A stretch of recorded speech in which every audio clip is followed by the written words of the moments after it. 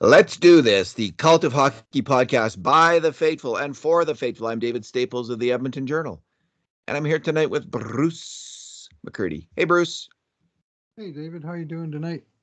I'm doing good. I was really impressed with the Oilers tonight. A 3-2 win over the Vancouver Canucks in a game where Nurse, McDavid, and Draisaitl weren't playing, and the Oilers looked good.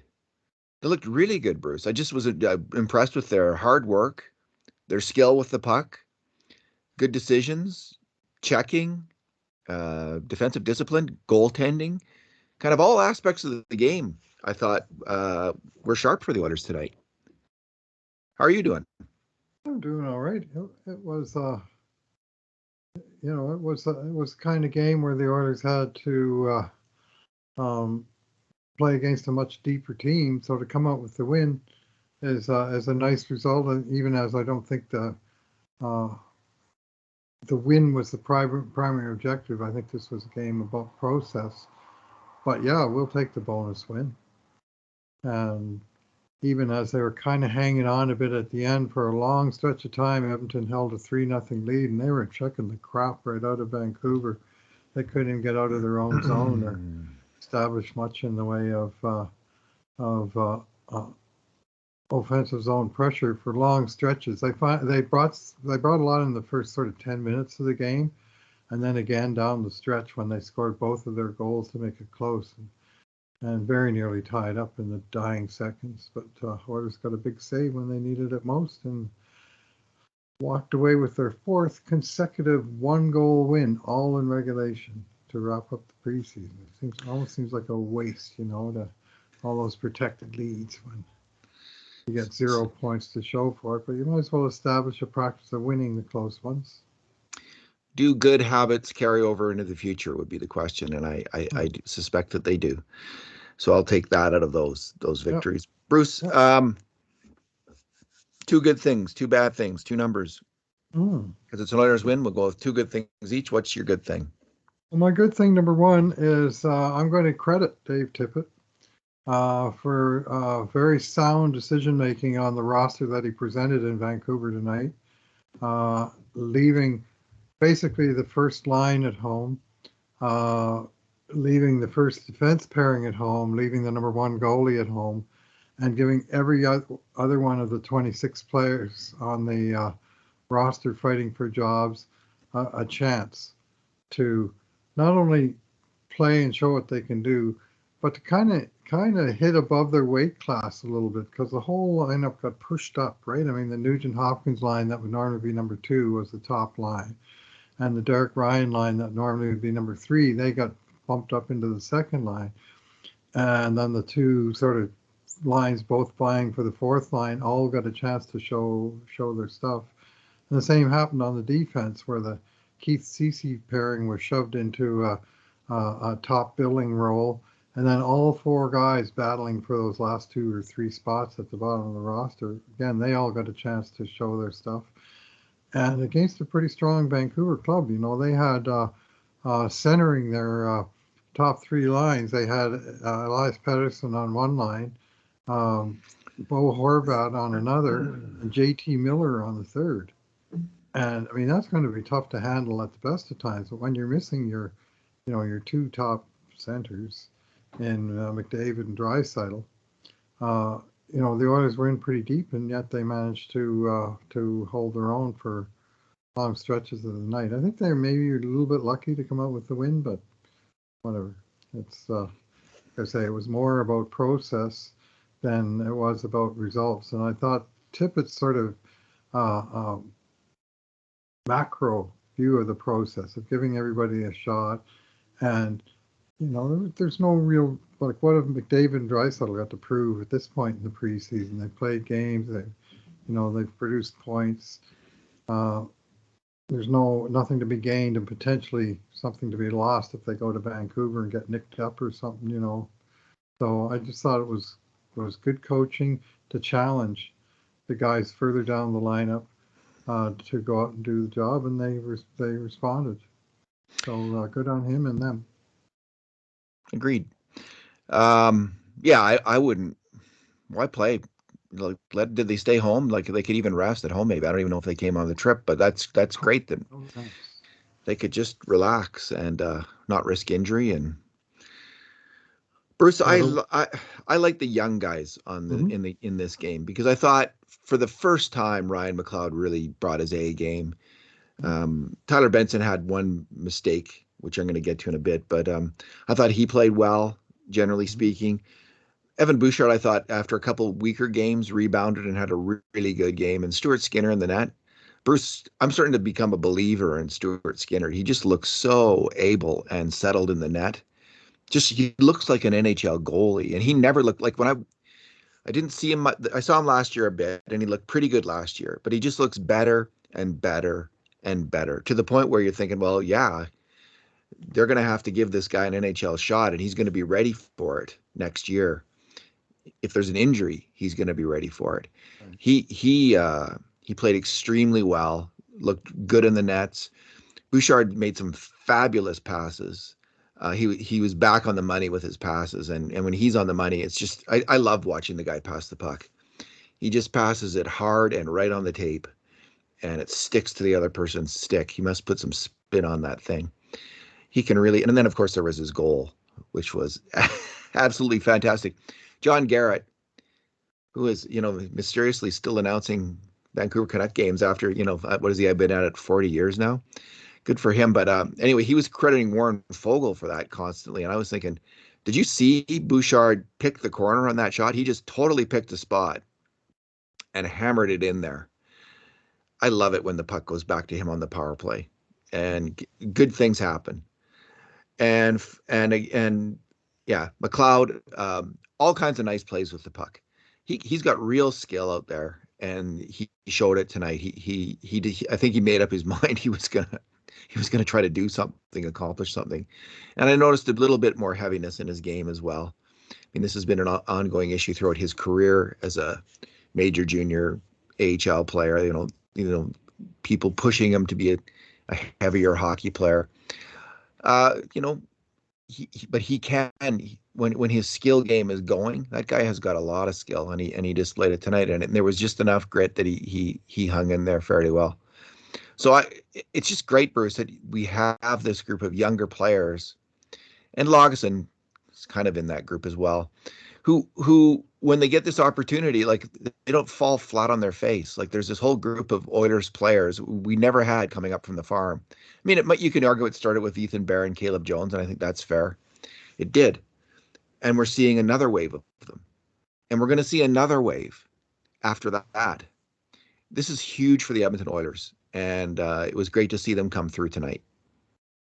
Well, that's the way it's supposed to work, right? I mean, the farm team is supposed to be constantly replenishing Yes, with, it's supposed to work that way. Yes, when but does it? you look at successful teams, you see that they're graduating one or two guys a year from their system Yeah, to keep the team, young and cheap, at least some positions. And so it's nice to see the Oilers catching the train and finally. starting to deliver on that front. And yeah, those guys, I thought they all kind of had their best game, including Lagesson of the preseason. And he, after his last game where he got destroyed, I thought last Saturday against was it Calgary that they Yeah, beat I think so. or it was Winnipeg, Yeah, and okay. he kept getting caught above the puck, and they kept burning him down low after enticing him to chase the puck. And tonight he held his position a little better and won some battles. So it was encouraging to see. I'm not sure that he's going to win the battle that matters most, though, which is getting his way onto the roster. It's a tall order because none of the guys above him is laying down. No, it's in a way, like they signed Russell to this extra year.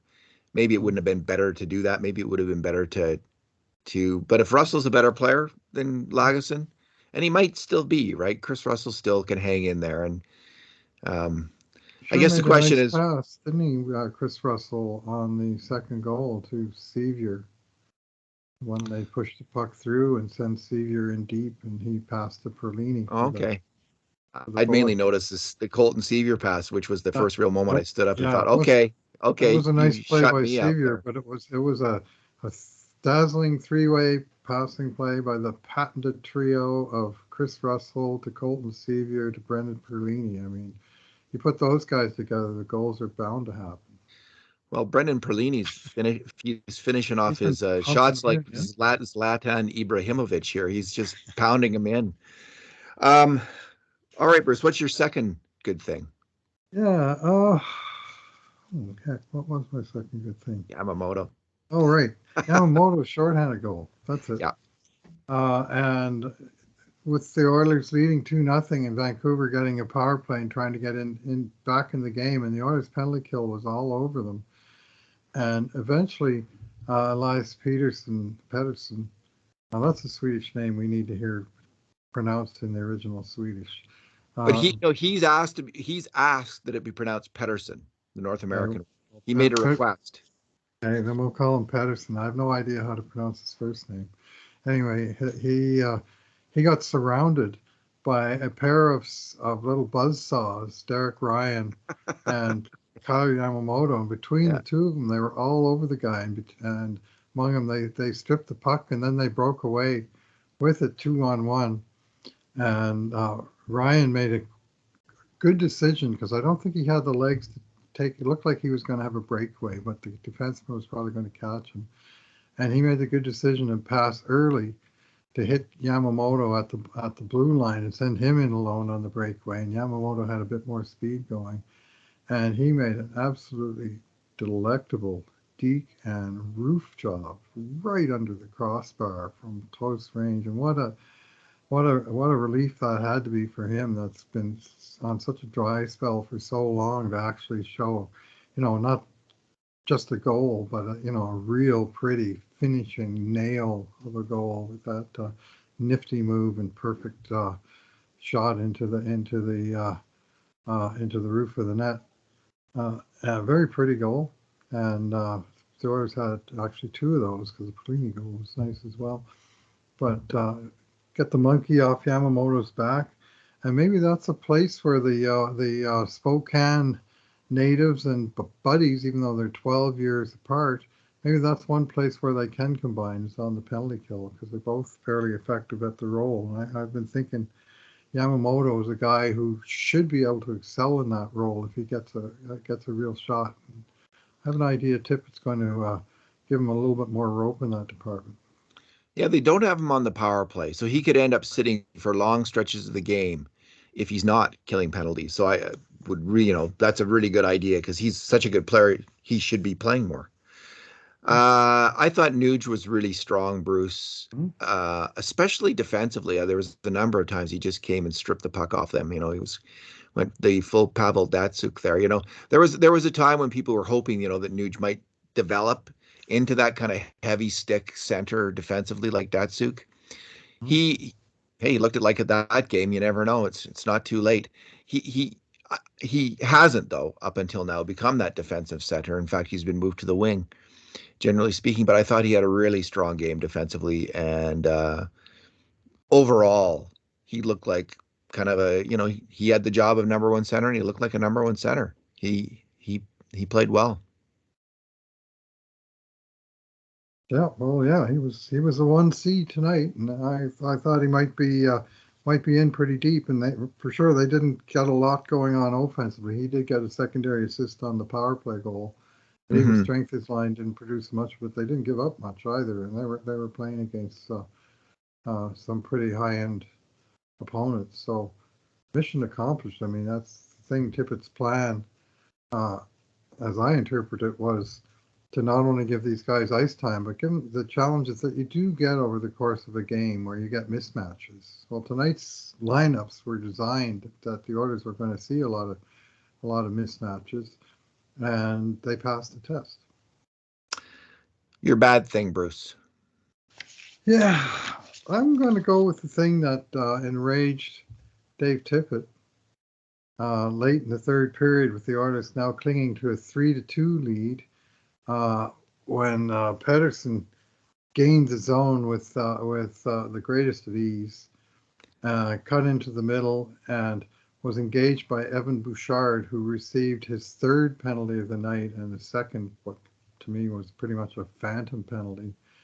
And I think what enraged Tippett on that play was not so much the call on Bouchard, but that call in combination with the non-call of Bo Horvat picking Yamamoto at the blue line to open the space down. It wasn't a heavy pick, but he just turned and just took him right out of the play, and Pedersen went behind him and up the boards, and that went undetected. And then whatever poor Evan Bouchard did, the refs had it in for him all night, and he had.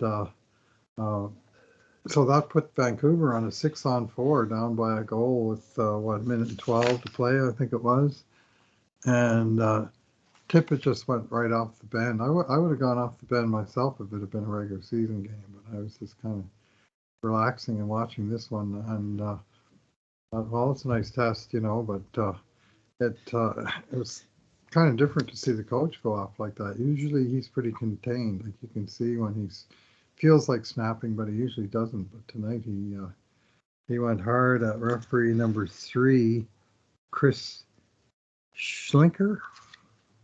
Anyway, and that was a kind of an odd play, but one that, potentially that's a game turner.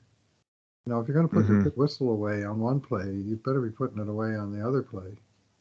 And, when you're talking about a 1-goal lead and a 6-on-4, that can turn everything. But yeah, anyway, I didn't have a lot to complain about this game, so I'm just picking kind of a random. And same thing.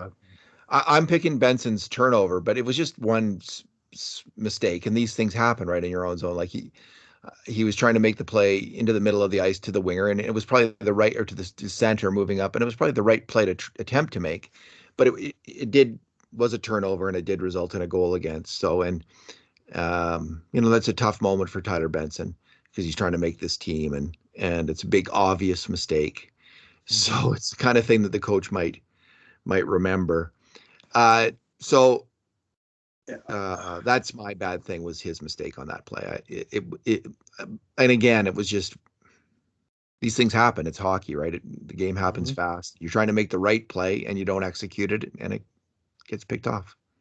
Well, what I suspect the coach will remember that play, and I suspect he'll go over with them. I don't think it's an offense that's worthy of getting cut from the team and potentially lost on waivers, but it's definitely a teachable moment.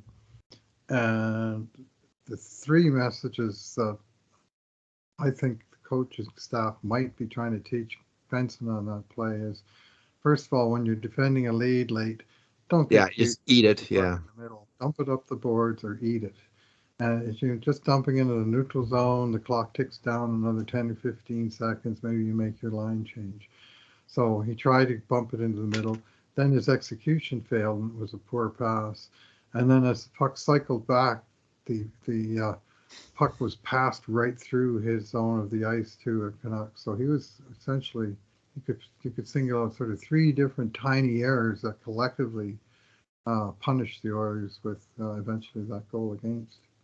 He'll have his head down about that tonight. You just know he's going to be thinking about that. And anyway, but that's good. You're right. Because probably the safer play would have been just to chip it out, right? Yes. Like, I agree. I didn't hate the attempt. Like, I could see what he was trying to do. It looked like it might be there, that play, but the safer play was to just chip it out. Yeah. And he should have done that. 3-goal lead, yeah. So yeah, fair enough. I liked his game, and I thought, he was physical. He was passing the puck well. I didn't mind that little altercation that he got into where his opponent punched him a couple of times, and he punched the guy back. And when they got in the penalty box, he was chirping and grinning at the guy and looking, he was enjoying that little battle. I thought he looked comfortable and at home tonight more than most nights, but then that late mistake kind of leaves a stain on his showing, unfortunately. It's an interesting competition, between Perlini and him, because Perlini has been finishing, right? He scores, but again, you wonder, is that going to continue in the regular season? And what else does Perlini bring? Like, it's hard to think of him being particularly successful at other aspects of the game. So, you'd think the guy who scored, 6 goals in 6 games it should be a shoe-in. I'm not sure that it is, though. think it's pretty close. And when you're projecting a lineup and the different things you're going to need, Benson might answer. He just might tick off a few more boxes than Perlini, although Perlini's scoring and his shooting is obviously just dramatic and highly effective and takes goals to win. So, Well, when you bring a guy in on the PTO and he leads the entire NHL in goals in the preseason, what are you going to say? Well, thanks for coming. You know, I mean, he's on a PTO. Pardon me, he's on a contract. he's So on a contract. I Yeah. don't think they're going to waive him after No, that I don't know. preseason showing. And what else he does effectively? Well, on his goal, if you roll it back, Howie, roll it back. Uh, Perlini was the guy who caused the original turnover by harassing Luke Shen on the forecheck, and he was all over Shen, and he hurried. Shen hurried the pass, and it went across the ice more or less to nobody, and Russell jumped on it and sent Sevier the other way, and then the goal resulted. But it was really Perlini's hard forecheck that caused. And if he's going to forecheck like that with that big body and that speed that he's got, if he can consistently put the, you know, pursue the puck in a manner like that, he can be an effective player even if he doesn't score every night. I wonder if what I wonder if what that game did, Bruce, was there's been talk of the waiver wire, looking at the waiver wire, and maybe they will look at if depending on Cassian, like add a tougher player, another tough guy, Mm-hmm. but maybe just they'll hesitate about adding a similar player to the Benson Perlini kind of player. Like they just think, well, actually, Sevier, between the guys we have, Turris included, we kind of have guys who can play in the NHL, and maybe we'll just they all played well enough tonight that thought might occur to them that they're just going to lay off the waiver wire right now, whereas before they might have jumped. It's a possibility because they all had good games, and Perlini's scoring is obviously notable. Well, from where I sit, Perlini, Shore, and Turris are probably going to start the season as the fourth line. They've been together throughout the preseason, and I would say they've significantly outplayed the alternate fourth line of McLeod, Sevier, and Benson. I would go with McLeod, Perlini, and Shore personally. Yeah. Go with McLeod at center, fourth line center, and Shore on the wing. I like Turris has been okay. Like I think he should be the one of the extra forwards. I'm okay with that, but I don't think like he hasn't been great or anything. So I like McLeod's game a lot tonight. I think he's finally maybe turned the corner here. So I hope so. I had him as my favorite to actually be cut. yeah, As in more because he's waiver exempt. could happen. I mean, if you're choosing between Ryan McLeod and Tyler Benson, then it's close. And you have both former second round picks that the team has invested a lot of development time in that played well in the minor leagues, and one of them is waiver exempt and one of them isn't. That's the tiebreaker to me. And you keep Benson, you give him some gains, and you let give McLeod big ice time down in the minors and say, go down there and knock the doors down, and we'll get you back here. But that's just a guess on my part is how they can handle it. Another way they can handle it is to put somebody on injured reserve and keep everybody around, basically. Yeah, and the lineup for the first game might not be the same as the second game because of salary cap considerations. They're weighing all kinds of things, and I'm not going to get into it because frankly I don't understand. I don't understand The good news is salary cap well enough to know what permutations and combinations they have to do to make it work.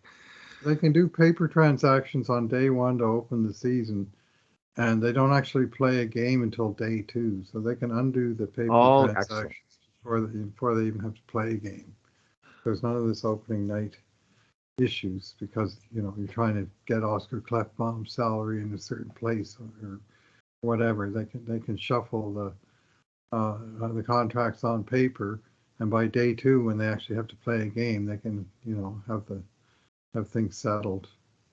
So anyway, my best guess is they're just going to run with Shore, Perlini, and Turris as the fourth line to start, and then take it from there. And you know what? Devon Shore tonight, I thought he was real good. He was like his puck support was excellent, and he was skating and he was coming back hard deep into the defensive zone in good places to pick up loose pucks and get them back to the defenseman. He basically played, I thought, mistake-free hockey, and you know that's not a thing I would normally attribute to that player, but I got a call as I see it, and what I saw tonight was a guy who looked like a center. And all along, I've been saying he's better on the wing. He's not that disciplined at the center position, but if he plays like he did tonight, I'm fine with him. I like that he's big and fast, and he's got some skill. So, and the effort's usually there. So, I haven't been as like I know there's a lot of people who are quite negative about the whole signing and everything. I don't love it, but I sure don't hate it. And there's a chance like Archibald got better. Shore could get better too as he gets used to the role here and the team and figures it out. He could become a useful player on this team. I've always thought that that's a real possibility for Devon Shore. Like you, I see it on the wing, though, not at center, but maybe I'm going to be incorrect about that as well. Uh, Bruce, my number will be 25:06 and 24:59. That's the time on ice for Duncan Keith and Cody Ceci. That's a lot of ice time. And I really like Duncan Keith's game with the puck tonight. Almost every time the puck was on his stick, he made a good play. And he's just very calm with it. He knows how to create space for himself, time and space by making a quick move. He's good on the point when he gets the puck. He'll put it slap it in beside the net, hoping for the rebound off the boards. Wow. He's just a very savvy player with the puck on his stick. And again, I didn't see him last year, and I hadn't watched him much in previous years, so I don't know what we're getting here. And I was fearful. I mean, there's some people saying that the Oilers' defense, some analytics, on ice analytics people are saying the Oilers' defense is going to be the worst defense in the NHL at even strength. Is this prediction? I'm starting to think maybe not. I mean, and again, I don't want to get ahead of myself. I'm going to wait 5-10 games before you start to get a real sense of Duncan Keith. But that was a promising game in terms of the skill set that he flashed with the puck. I'm a little worried without the puck still that he might have lost a step in terms of coverage and getting on players. Seeing that a little bit maybe, but man, that guy, he can pass the puck, he can control the puck, and he's constantly making smart plays with the puck. So he's still got that going on. Yeah, there was one play where the guy tripped the puck up the boards, and I thought Keith's just going to win the race to it, but he more or less tied the race, and I thought he looked a little bit slower on that than I would expect. And one other play of his, well, two other plays, when Vancouver pulled the goalie with like 3.5 minutes left and won the face-off, and then they had like 90 seconds of possession or zone time in Edmonton's zone. Edmonton actually did have possession twice. Duncan Keith had the puck on his stick, and twice he couldn't get it out of the zone.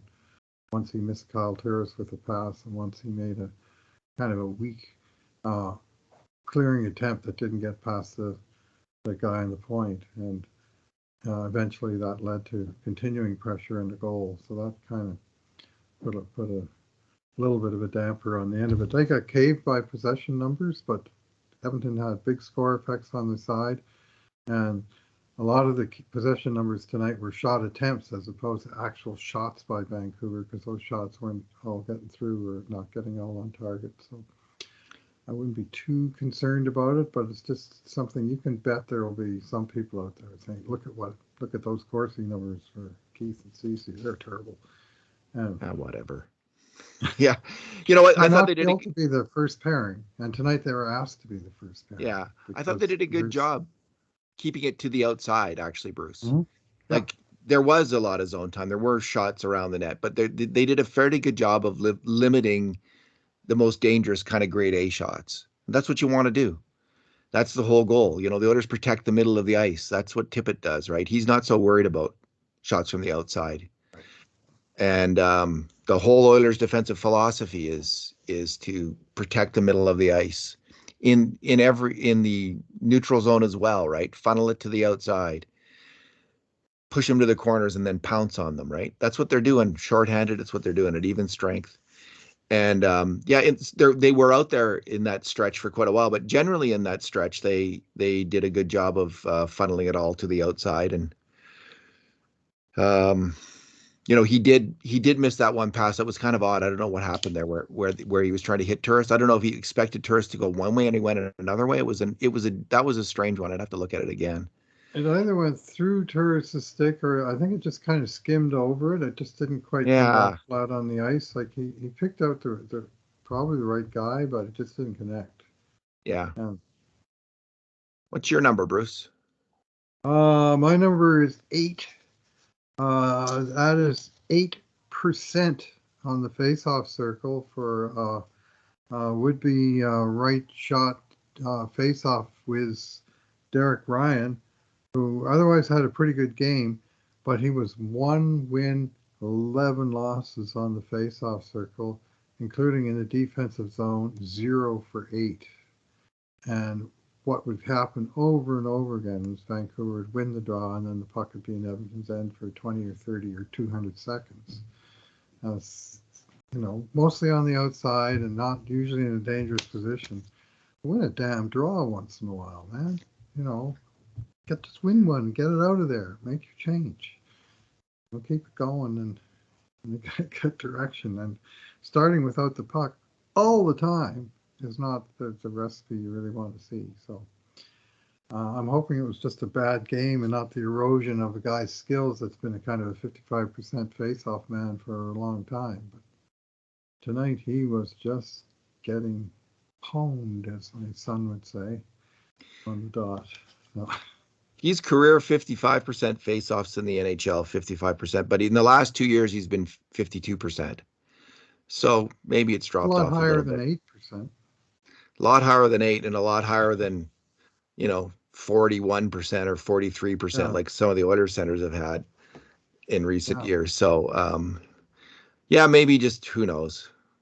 Anyway, Maybe I'm not dumping on Derek Ryan. I'm just saying his numbers, which this is the numbers section, his numbers on the dot tonight they did stand out and not in a good way.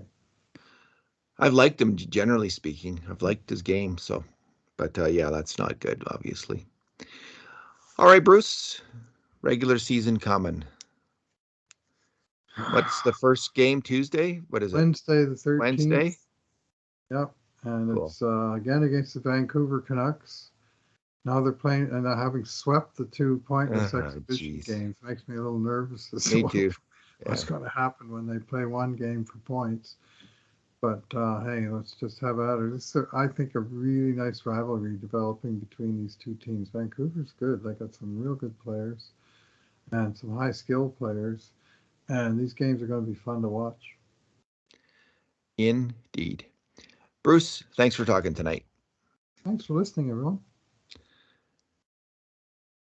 And in the meantime, and in between times, this has been another edition of the Cult of Hockey podcast.